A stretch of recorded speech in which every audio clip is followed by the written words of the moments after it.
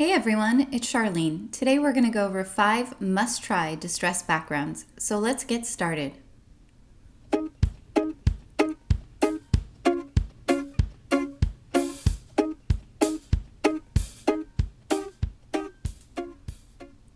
The first type of background that we are going to do is wet stamping.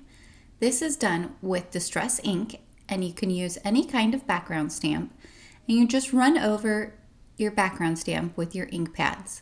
Here I am using Salty Ocean and Picked Raspberry.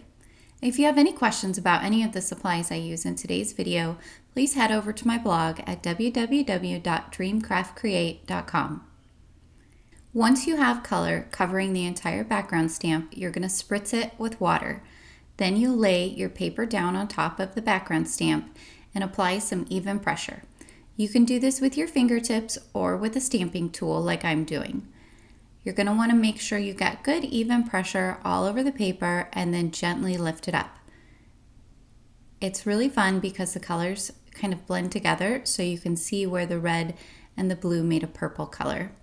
You can add as much water as you would like. There's no specific rule. If you want it to look a little more watery and kind of blendy, then you definitely can spritz some more water on. I wanted to show you a second way to do this if you don't have any large background stamps. I pulled out a stamp set that I recently received from Simon Says Stamp as kind of a little bonus thank you from an order that I did. I haven't even used these stamps yet. And so what I did is I actually just peeled off that top clear layer and just taped the stamp set directly to my stamping platform without removing any of the stamps. And then I'm going to go in with several different colors of blue and green in order to create kind of an ombre watercolor effect on these. I'm using tumbled glass, broken china, cracked pistachio, salty ocean, and peacock feathers. And I'm just stamping them around, not really uniform. I'm kind of stamping here and there because I really want to get a blended kind of effect once I spray the water on top of the stamp. So once you have all of your colors down, you're just going to come in with your sprayer just like you did with the first one and just spritz your stamp.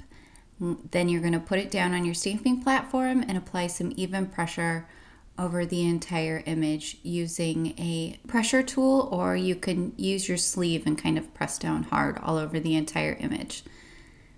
This is a really quick and easy background for those stamp sets where there are lots of sentiments or with a lot of flowers, and it turns out really gorgeous. So you can see there the colors kind of blended together and it has a little watercolor effect. Really quick and easy. The second type of distress background is ink smooshing. Ink smooshing is kind of the tried and true method of distress backgrounds, but I sometimes forget about it because I don't use it very often. I'm so into ink blending now that I never really smush, but it's really fun. You can create all of these interesting images and it's very creative, I would say. So I'm going in here with Kitsch Flamingos, Squeezed Lemonade, Peacock Feathers, and Wilted Violet. And I have just kind of smushed them all over my work surface there and spritzed them with my sprayer. And then I'm laying my paper down into the ink and getting some good pressure all around. Then lifting it up very carefully. So I have a paper towel there and I'm just using that to sort of dab off the globby bits, I guess, the areas that I'm not super happy with or the ones that are kind of turning maybe a little brown or mucky because I want to keep the colors pretty true here. I like using a pink, yellow, blue, and purple because you just by default sort of get every color of the rainbow from the colors mixing together. And now I'm just going back in and sort of making sure all of the spots where there are white areas get some ink in there. You can add as much or as little water to this type of effect depending on what you're going for. You can even spray your paper like I did in order to get the inks to sort of move around a little bit more on the watercolor paper.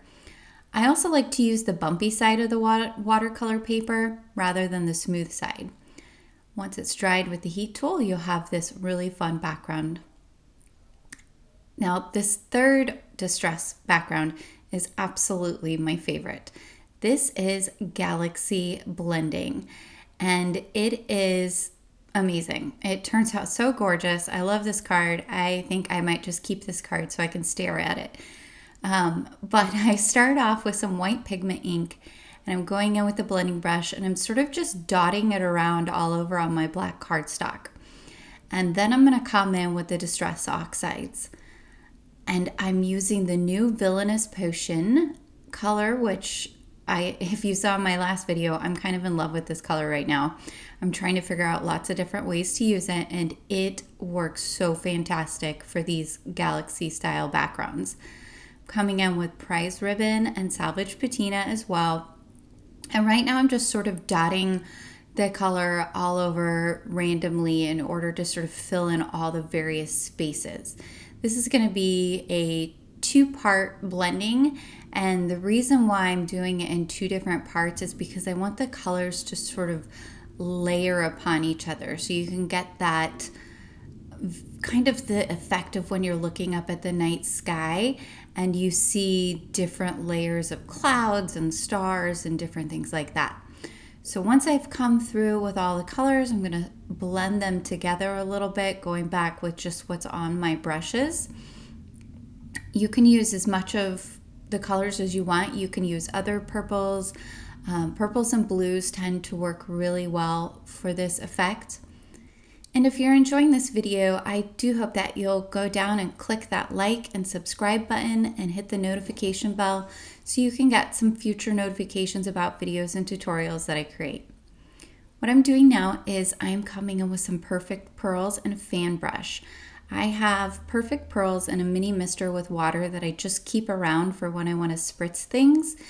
You also could just dump out a little bit of the Perfect Pearls and spray some water and mix it together. And now I'm coming in with my Heat It tool to dry this layer because I'm going to come in with my second layer. Those Perfect Pearls look so awesome. And this would look great as is, but I'm telling you, adding the second layer is really what creates the dimension necessary to have a beautiful galaxy background. Once I'm done drawing this, I'm going to come back in with the Villainous Potion and the Prize Ribbon.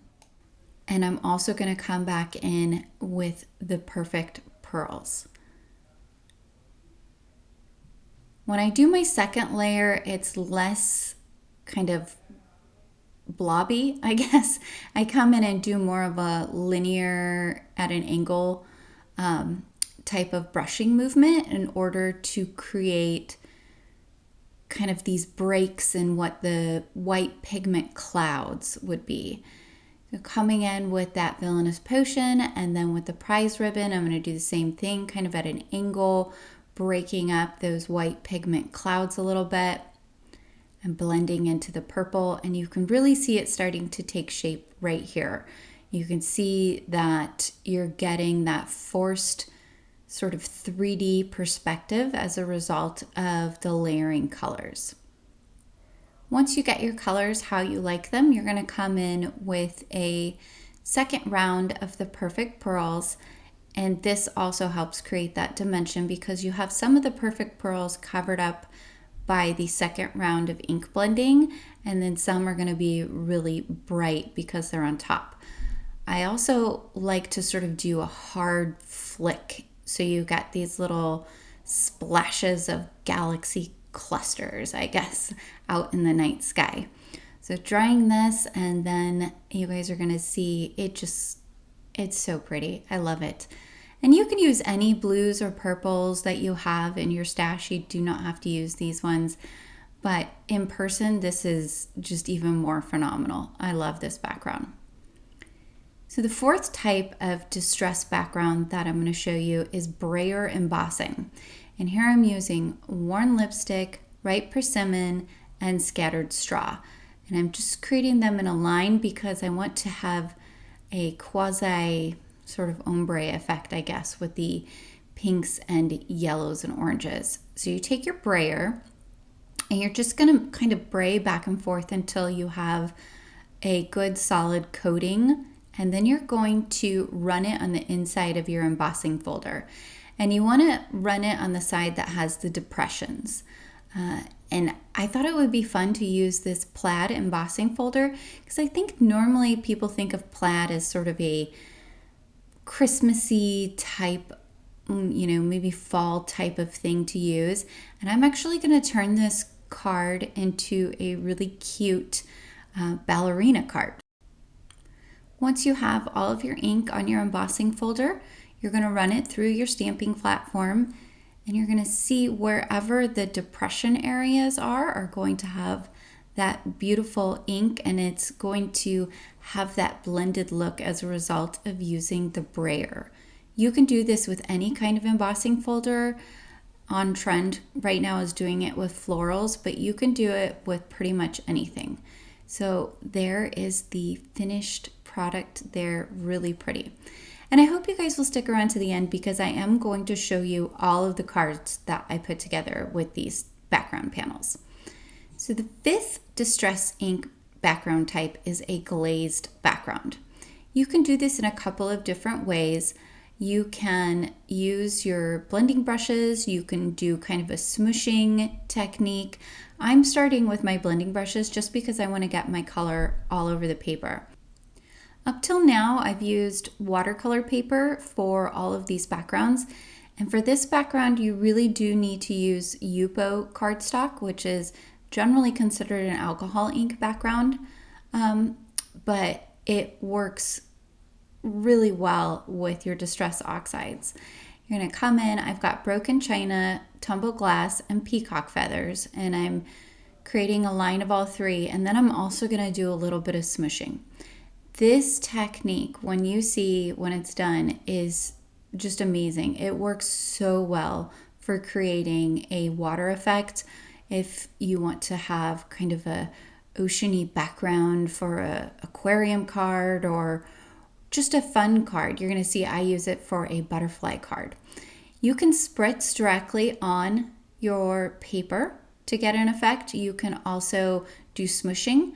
I'm going to do both. I kind of do smooshing with what I have left over there on the bottom, and then I'm going to thoroughly dry it. You do want to let this dry completely. You might even want to let it dry overnight before you do the next step.